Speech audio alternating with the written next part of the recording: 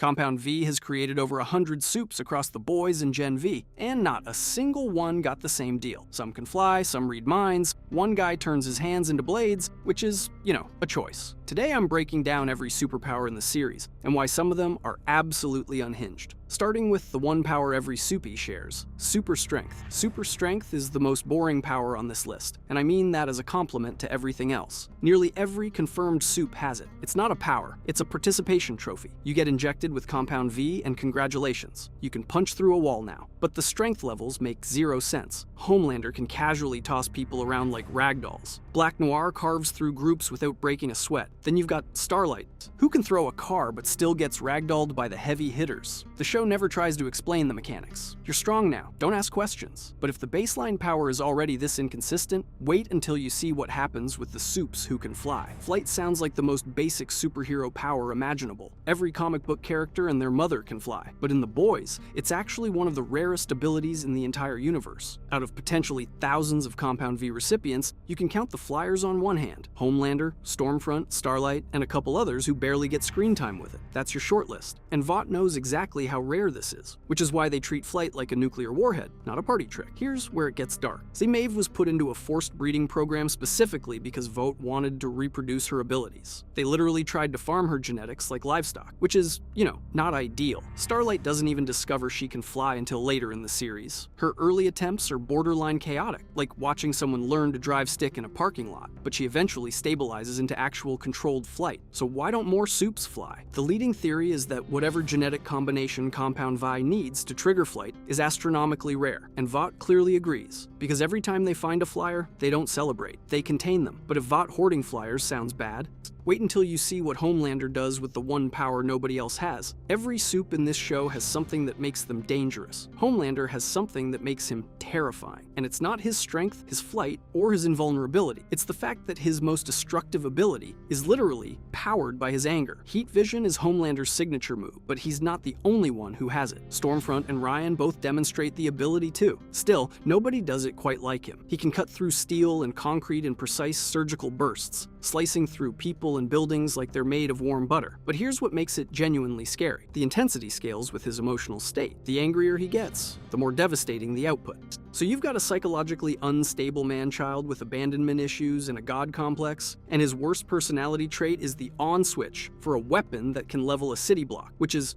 not ideal. This isn't just a power. It's a ticking time bomb strapped to the most emotionally volatile person on the planet. And if you think laser eyes are bad, wait until you see what happens when someone's entire body becomes a weapon. Electrokinesis is one of those powers that sounds incredible on paper but barely exists in practice. You'd think a corporation that figured out how to monetize a guy who runs fast and a woman who glows would have absolutely jumped on lightning powers. Electricity is marketable. It's flashy, it's dangerous, it looks amazing on camera, but Vought apparently looked at electrokinesis and just shrugged. The power shows up in the Boys universe through minor soup characters, but it's never given the spotlight. The mechanics are murky at best. Is it nervous system manipulation? Pure energy projection? Nobody seems to know, and honestly, Vought doesn't seem to care enough to find out. It's treated as almost experimental, like they're still figuring out what the power even does. Now, quick community note here. A-Train was initially theorized by fans to have electrical properties because of the lightning imagery associated with his branding. Turns out, no, just super speed. The lightning bolt is literally just a logo, which is, not ideal for the theory crowd. But if electrokinesis feels half-baked, docs wait until you see what Vought did with a power they actually bothered to develop. Starlight is the only soupy in the entire franchise confirmed to have this power, and honestly, it might be the most underrated ability in the show. Her light manipulation first shows up in Season 1, Episode 1, and back then it's barely controlled. We're talking uncontrolled bursts, flickering lights, the whole "I'm scared and my powers are glitching out" routine. Not exactly tactical. But here's where it gets interesting. By Season 3, those sloppy bursts have refined into focused, tactical blasts. She's absorbing ambient electricity and light sources and converting them into concentrated energy. That's a massive power curve for someone Vought basically treated like a mascot with a nightlight, and the key to all of it is her emotional state. Fear kills the output. Confidence supercharges it, which is a perfect mirror to Homelander's Heat Vision, where rage makes him more destructive and unstable. The writers are clearly doing something deliberate here. His power gets worse as he spirals. Hers gets stronger as she grows. One is decay, the other is evolution. Fans have been debating for years whether this makes Starlight the most powerful powerful soup long-term, and honestly, the ceiling on light manipulation is terrifying if she ever fully unlocks it. But raw potential means nothing if you can't survive long enough to use it, which brings us to a power that's all about staying alive. Pyrokinesis. Butcher getting superpowers is already a terrifying concept. Butcher getting laser eyes with zero training and a 24-hour countdown timer is basically handing a weapon of mass destruction to a guy having the worst day of his life. In Season 3, Butcher injects himself with temporary compound Vi and picks up heat vision and superhuman strength, laser beams from the eyes, the ability to blast holes through walls and people with a glance. Sounds incredible on paper. In practice, he nearly kills his own team. This is what separates The Boys from every other superhero property. Most shows treat new powers like a gift. Training montage, backflips by the end of the episode. Butcher gets Homelander's signature power and immediately becomes the most dangerous person in the room. Not to his enemies, but to everyone standing next to him. The beams don't listen. They just go, and the whole thing lasts about 24 hours before the Temp 5 wears off, which means he's essentially on a drug trip where the side effect is accidentally cutting someone in half with your face. Giving people devastating power with no instruction manual is hard to contain. Who knew? But the real point is that Butcher's Temp 5 abilities are one of the only times the show frames superpowers as a pure liability. Not a weapon you haven't mastered yet, a liability. And if uncontrolled laser eyes sound bad, wait until you see what happens when a power lets someone reach directly into your mind. Invisibility. Invisibility should be the most broken power in existence. You can't hit what you can't see. You can't fight what you don't know is there. In theory, an invisible person is basically a god walking among mortals.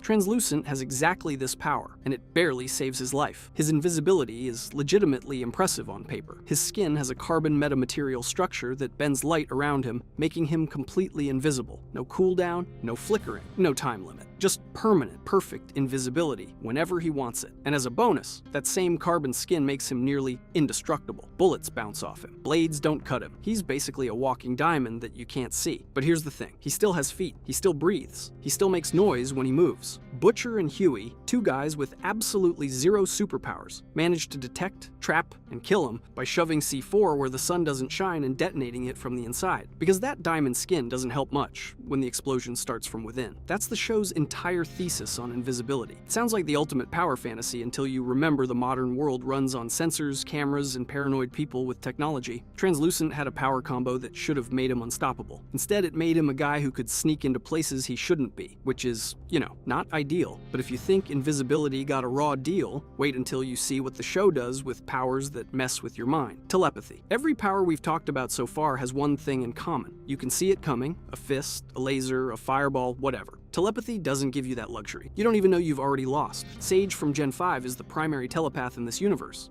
Except she's not a telepath at all. Her power is superhuman intelligence, not mind reading. She has a stated IQ north of 200, which means she can predict what you're going to do before you do it. Not because she's hearing your thoughts, but because she's already run every possible scenario in her head and knows which one you'll pick. That's arguably scarier than actual telepathy. She doesn't need to read your mind. She just watches you for a few seconds and already knows your next 3 moves. It's like playing chess against someone who can see 12 moves ahead while you're still deciding whether to open with a pawn. You can't bluff her. You can't ambush her. You can't out-strategize someone who's already modeled every version of your strategy and picked the counter for each one. Every physical powerhouse in The Boys is scary because of what they can do to your body. Sage is scary because of what she can do before you even move. But if predictive genius sounds overpowered, wait until you see what happens when a soup can control your blood like a puppet. Blood manipulation. Here's a power that technically doesn't exist yet, and that's exactly what makes it interesting. In a show where people get ripped in half on a weekly basis, where blood is basically set decoration, you'd think somebody would have the ability to control it, weaponize it, turn every human body into a ticking time bomb from the inside out. But nobody does. 0 confirmed users across the series, Gen V, and every piece of supplementary material Vought has ever produced. The concept feels like it sits naturally within the compound Vi power spectrum.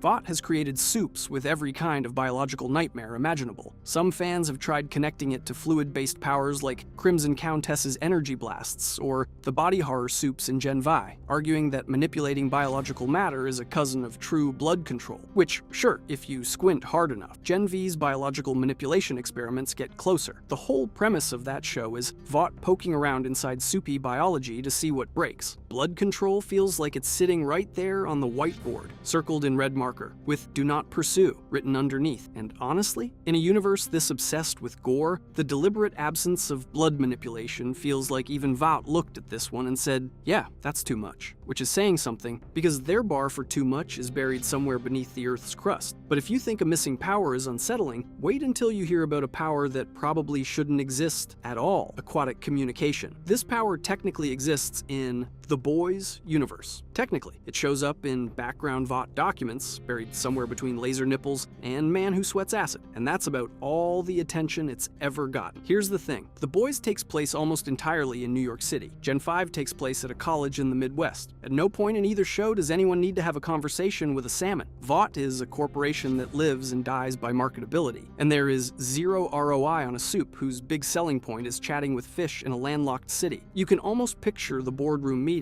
So what does he do? He talks to dolphins. Get out of my office. The fan community has had a field day with this one, and honestly, the jokes write themselves. Vought would absolutely shelve this power. They'd take one look at the focus group data, see that nobody in Manhattan cares about tuna diplomacy, and reassign the budget to whatever Homelander needs that week. Gen V introduces a wider range of soup types that could theoretically include aquatic powers, but even then, nobody's rushing to greenlight the Fish Whisperer. Some powers just aren't built for primetime. This is one of them. But if you think being useless is bad, wait until we talk about a power that's so overpowered the show's creators were basically afraid to include it. Elasticity. Nobody talks about this power because it's permanently living in invisibility's shadow. Translucent's whole deal in Season 1 is that you can't see him, and that's what everyone remembers. But his skin has this carbon metamaterial quality that makes it incredibly hard and durable, letting him absorb impact in ways that are genuinely unsettling when you stop and think about it. Here's the thing though, on its own, durability is kinda mid. It doesn't make him stronger. He's actually physically weaker than most baseline soups, which is not a great look when you're supposed to be on the premier superhero team in America. Blunt force? Sure, he can tank that, but get something inside him and suddenly he's got a real problem.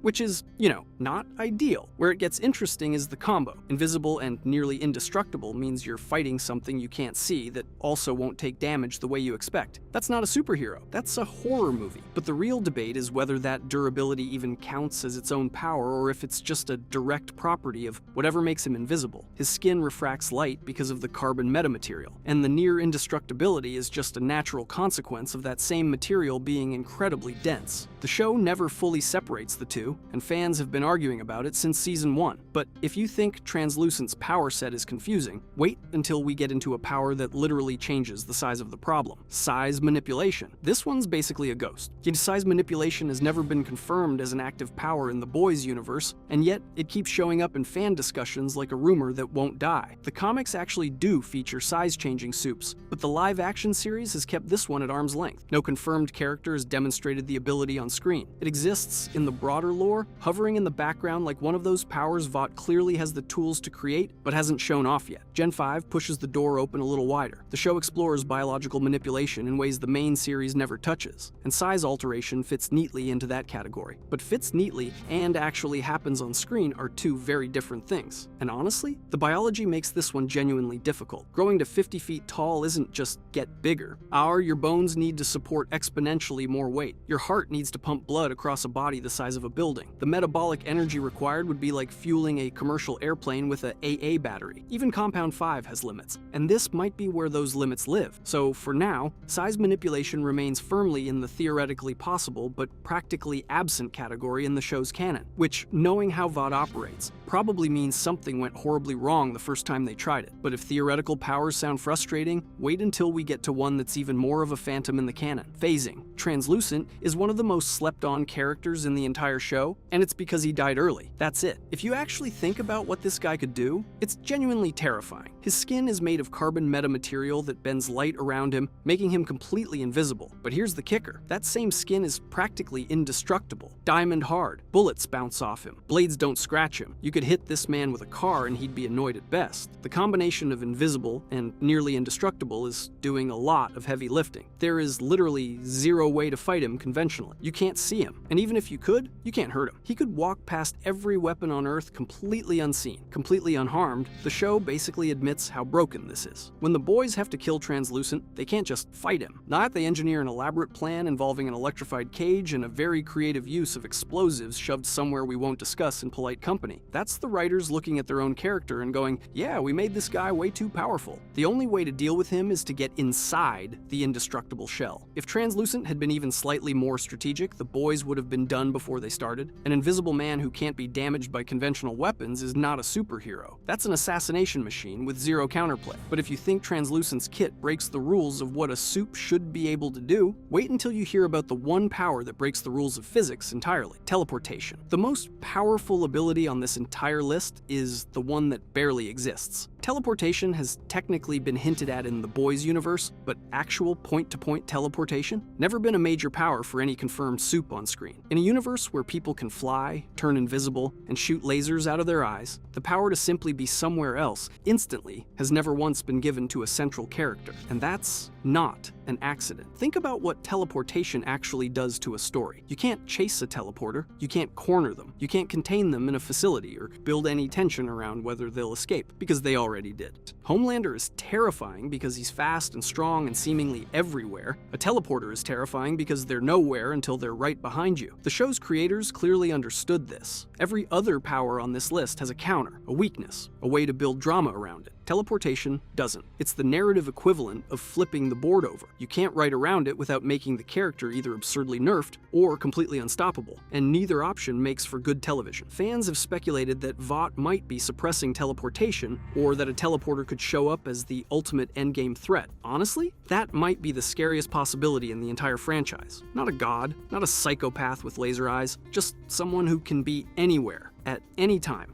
with zero warning. If you enjoyed this video and want to see every Coalition of Planets member explained, click the video on the screen now.